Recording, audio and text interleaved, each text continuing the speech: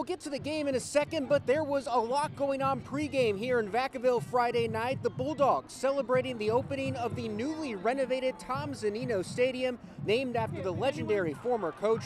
Former players from as far back as the 40s were on the field, reliving the glory days. The school also honored the late coach's wife, Bernie Zunino, who's been a fixture at games for the past 60 years. And speaking of games, this is expected to be a good one between Davis and Vacaville in our Sun Power Electric game. Now, last year, the Blue Devils gave the Bulldogs a run for their money, but Vacaville eventually winning that one 28-21. The Bulldogs are led by senior QB Ryan Vaughn, who threw for more than 839 yards and 9 touchdowns in just 5 games last season. And running back Darian Leon Guerrero had 17 total touchdowns in those 5 games. As for the Blue Devils, Trajan Clark is back at quarterback after throwing for around 500 yards and 6 TDs in 3 games last season.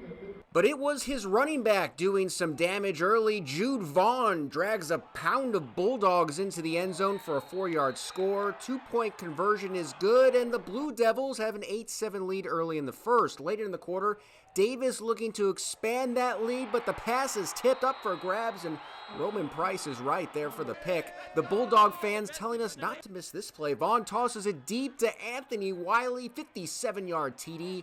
14-8 midway through the first, and the Bulldog offense is just getting unleashed. Vaughn legging this one out himself, lowers his throwing shoulder, and he's in from 9 yards out, 21-8. Early second now, and Darian Leon Guerrero starts to go to work. You can see why he averaged more than 3 touchdowns a game last season. This one's 57 yards. It's 28-8. Next drive, Leon Guerrero basically doing the same thing, but this time on a run, and he outruns everyone on the way to a 62-yard score, 219 total yards, and 3 touchdowns for the senior.